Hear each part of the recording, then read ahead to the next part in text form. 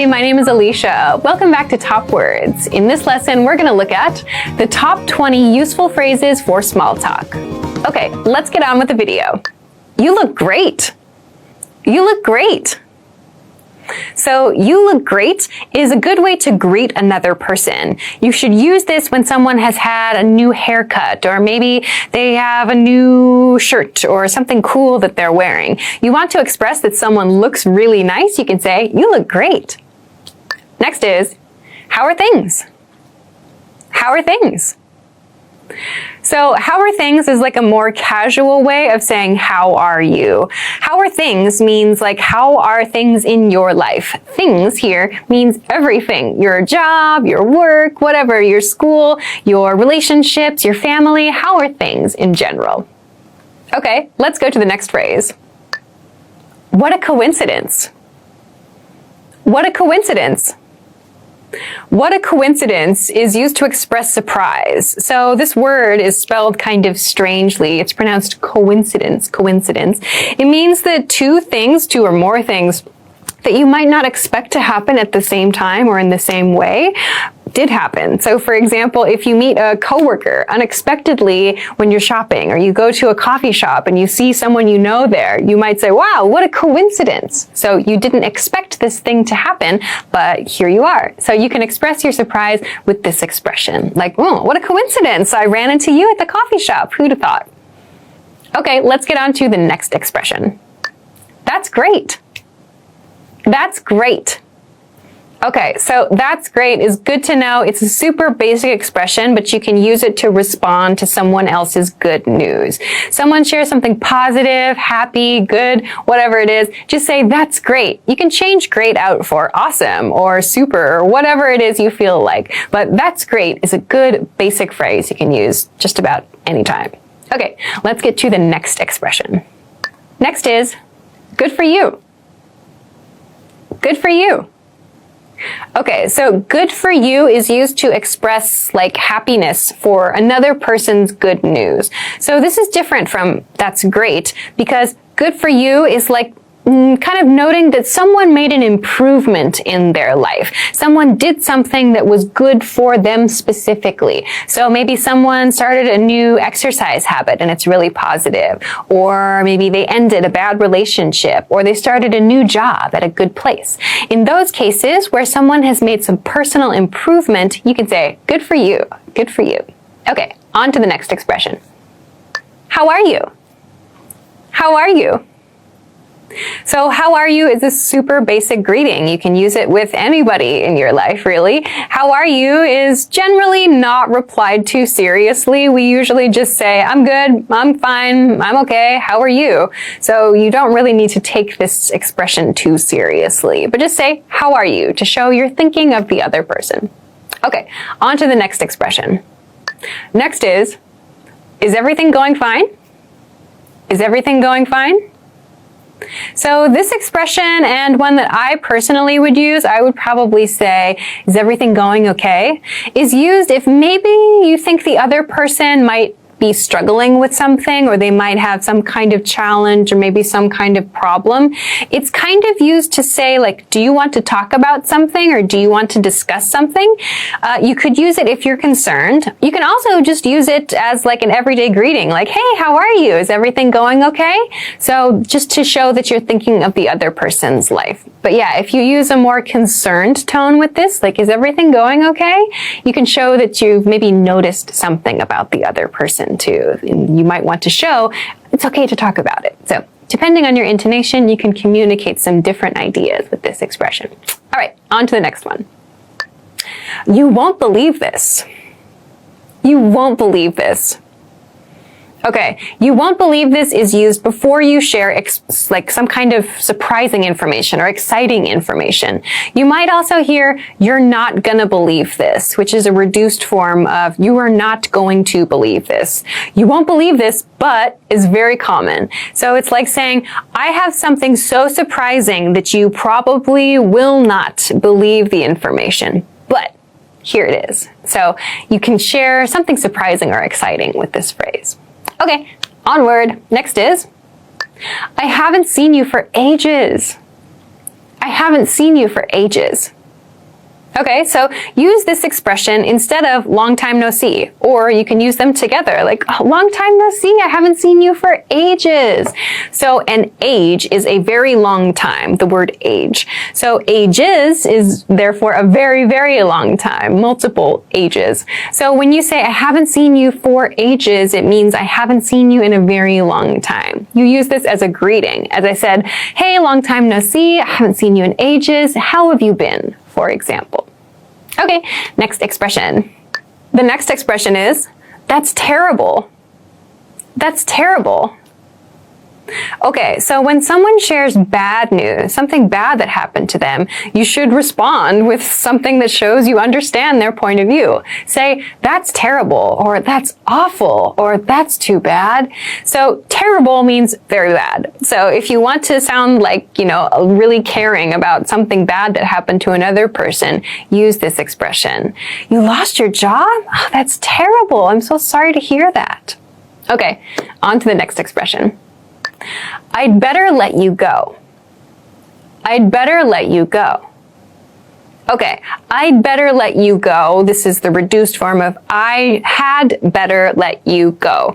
We use this when we're talking to someone on the phone, or maybe when we're having an in-person conversation in the office. To let someone go means like to release them from something. In this case, to release them from a conversation. So when you say, I'd better let you go, it's showing, I think you're busy. It's showing the other person you understand they're busy and they have something to do. So if you're talking to a busy person and you realize, oh my gosh, we talked for so long, we've been talking for a long time, you can say, sorry, I'd better let you go, meaning I recognize you're a busy person and you need to do other things. So use this to end a conversation quickly. Of course, you can also use this to escape a conversation you are ready to be finished with. Okay, let's go to the next expression. Next is, did you catch the news today? Did you catch the news today? So use this as a greeting or as a way to start a conversation if you want to talk about current events. So did you catch the news today, or did you see the news this morning is also okay. It just shows you want to talk about recent events with someone. So use this maybe with someone that you're okay to talk about these kinds of topics with. Okay, on to the next phrase. Nice day outside, isn't it? Nice day outside, isn't it? Nice day outside just refers to the weather. So you can use any kind of weather and follow it with isn't it. You can use rainy today, isn't it? Or, windy today, isn't it? So that isn't it shows you're looking for confirmation from the other person. Nice day outside, isn't it? And of course you can drop outside if you really want to. Of course the weather is outside, but this is just an expression that we use. Or nice day today would also be okay. So you're just starting a conversation by talking about the weather and finding a small point you can both agree upon. Okay, on to the next expression.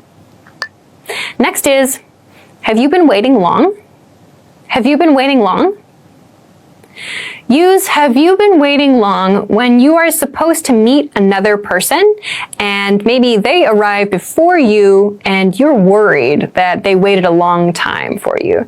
So if you, for example, were supposed to meet at 1 o'clock and you arrive at 1:15, you might say to the other person, have you been waiting long? So you don't know how long that person has been waiting. Maybe they got there 15 minutes early.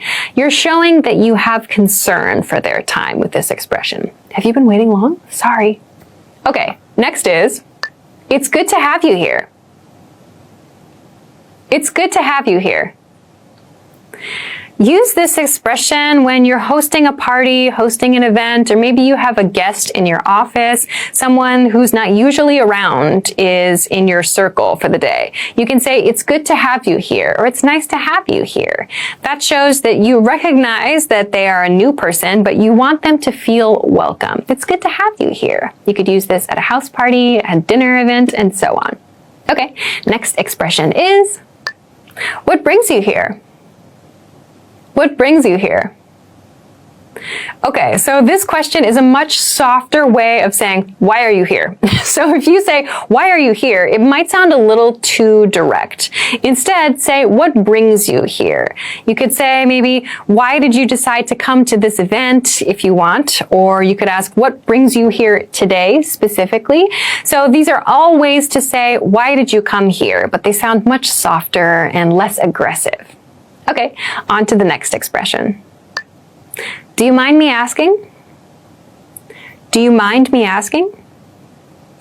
Okay, do you mind me asking is used before a topic or before a question that might be a little bit sensitive. So if you want to ask about a person's age maybe, or if you want to ask about maybe where a person works or maybe where they're from, it could be any kind of information that you feel is a little bit sensitive. You can use, do you mind me asking before you ask that. For example, you might say, do you mind me asking, how old are you? Or do you mind me asking, where are you from? So it shows that you are concerned. It might be a slightly sensitive question, and it gives the other person the option to refuse. So do you mind me asking?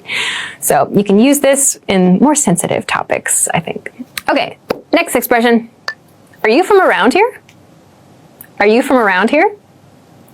Are you from around here is a first-time greeting question. So you've just met someone, you've exchanged names, you can say, are you from around here? That means, is your hometown or the place where you grew up near where we are now? Are you from around this area specifically? So this is maybe a more casual way of saying, where are you from? It's suggesting that the other person might be from the local region. Are you from around here? I just moved.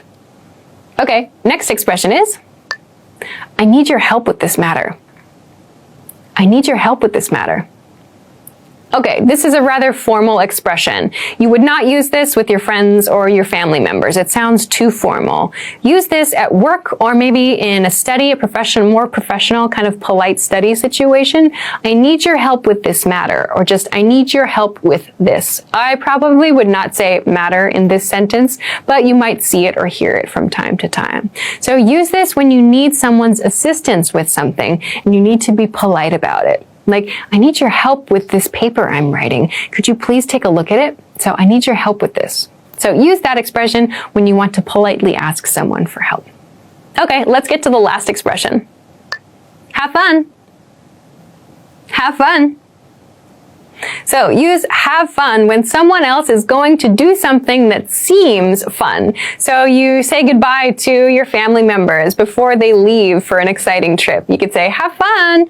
Or you see your coworkers at the end of the day. They decide to go for drinks, but you're feeling tired, but you want to wish them well. You can say, have fun, and say goodbye in that way.